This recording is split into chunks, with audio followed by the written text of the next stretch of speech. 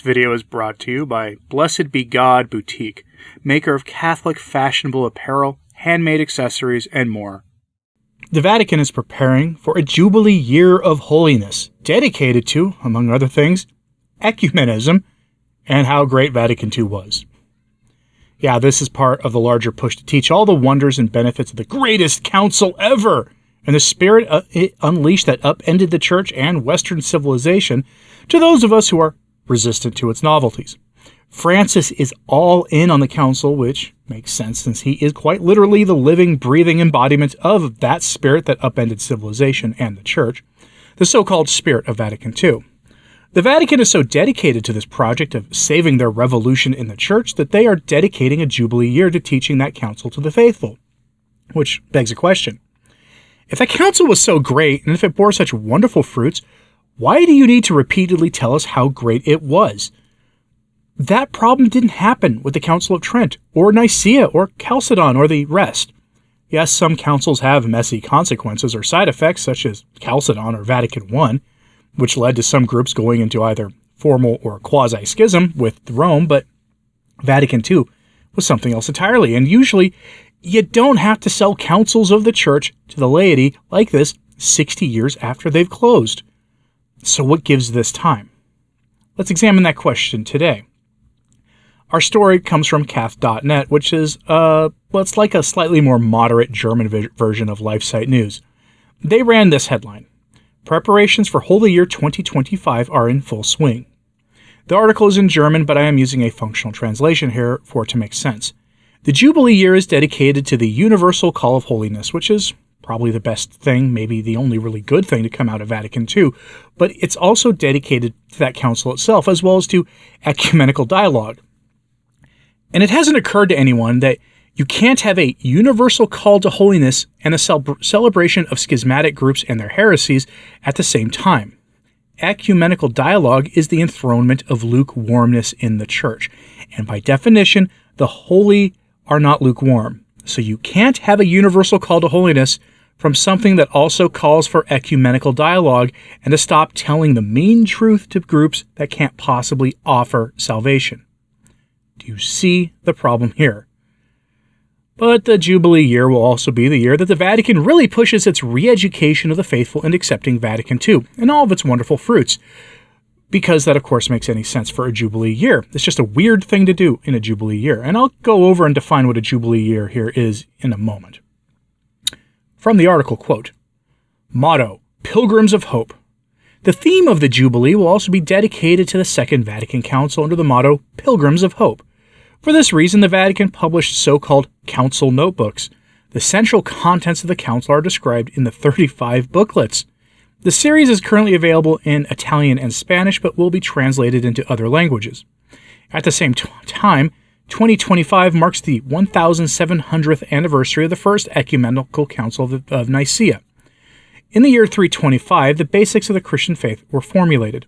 That is why other Christian denominations should also take part in the Holy Year. An ecumenical commission supports the organization. Other commissions are responsible for the cultural programs or contact with the local churches. The calendar with dates on special focal points of the Holy Year is already well filled. A special program for young people is planned for late July and early August 2025. This applies to sick and disabled people in April and to older people in October. June is devoted almost exclusively to church people. End quote. I would bet church historians would dispute the idea that the particulars of the Christian faith were formulated in 325. But anyway, let's continue. If you don't know what a Jubilee year is, I will let the Vatican website tell you in their own words. Jubilee years have happened in the Church for quite a long time, and there's nothing heterodox or erroneous about them. I'll have everything I cite today, by the way, and the articles as well, linked in my show notes at returntotradition.org if you want to read them for yourself. Just look for today's post with the title of today's video, and you'll find it there. But what's a Jubilee year? According to jubileo2025.it/en, we get the short explanation. Quote, the next Jubilee will be in 2025, and there's great expectation among the faithful from all over the world. It is important also to recognize and respect by other faiths around the world. The last Jubilee was the extraordinary one of 2015, wanted by Pope Francis. The one that will take place in 2025 will be the second one with Pope Francis. As many know, the Jubilee is a special year of grace in which the Catholic Church offers the faithful the possibility of asking for a plenary indulgence.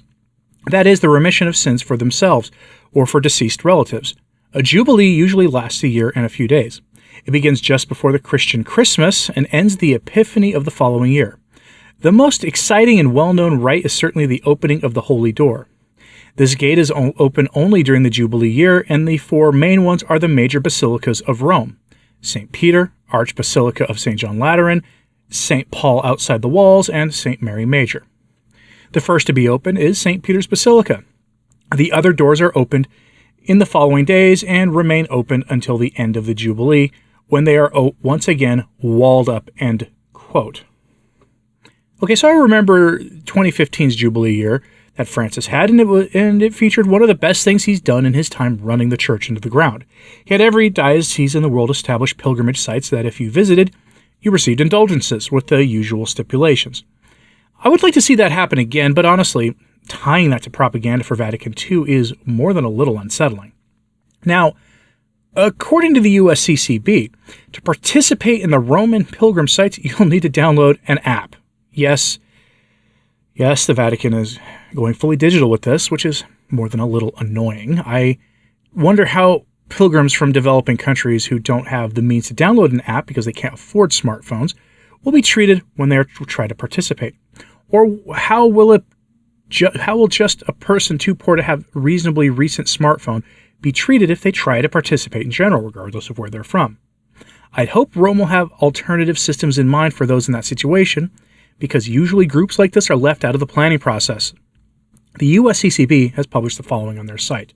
Quote, "The Vatican office in charge of coordinating plans for the Holy Year 2025 announced they are launching a new site and releasing an app to help people register and to guide them along their pilgrimage in Rome. By registering online at a web address or on the Jubilee app, people will receive a free digital pilgrim's card, which will be needed to participate in Jubilee events, especially gaining access to the Holy Door at St. Peter's Basilica," said Monsignor Graham Bell, Undersecretary of the Dicastery for Evangelization's section that is coordinating the Holy Year. The Jubilee website was to go live May 10th and be available in 9 languages, he said at a news conference at the Vatican May 9th. People can begin registering online starting in September, he said, by clicking on the Participate button. After registering, people will be able to access a personal page on the site's Pilgrim Zone, which will also go live in September. Registrants will receive a digital pilgrim's card, which is a personal QR code needed to access Jubilee events and better facilitate the pilgrimage to the Holy Door, the Monsignor said.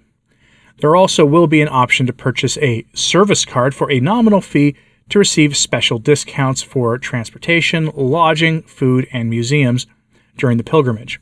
The Jubilee website and app will give news and information on the Holy Door of St. Peter's and the other basilicas, as well as offer the possibility of organizing one's own pilgrimage within the city, Monsignor Bell said. People can choose from 3 proposed pilgrimages: the traditional pilgrimage of St. Philip Neri with the 7 churches, the pilgrimage on the churches dedicated to the women doctors of the Church and the patrons of Europe, and the Iter Europaeum, that is, the 28 churches and 27 different European countries, plus the church that represents the European Union, end lengthy quote. By the way, does that QR code stuff sound a little familiar to going back to, the affliction of 2020? Think about it for a moment. But predictably, the Vatican is using childish art once again to be hip and relevant to young people. I mean, take a look at this silliness. We've seen a variation on this art before from some synod or another in recent years, and now it's reared its ugly head once again. What, pray tell, happened to sacred art? How did the sense of the sacred in the Vatican get so distorted that they've lost the basic sense of what is and is not beautiful? Is that another fruit of the council? I'm curious, though. Will you participate in this? If the National Bishops' Conference of your country requires a digital registration to participate, complete with a QR code, will you participate, or will you casually decline it? And what do you think about Vatican II being such a central focus of this Jubilee year? Is it a sign that their council is so badly received that they're going to great lengths to convince you of just how great and wonderful and successful it was? And if it really was that great, wonderful, and successful, well, they need to push it with this much force and constantly need to push it. I'm reminded of this focus going back to Traditionis Custodes, where Francis said that one of the prerequisites for a diocese even having a Latin Mass was that there would be an effort by the bishops of those dioceses to convince the laity and to teach them about how wonderful Vatican II was. Is this more of that? Let me know in the comments, please. Like and subscribe if you haven't, it does help. Sharing this on social media helps a lot too. As always, pray for the church. I'm Anthony Stine. Ave Maria.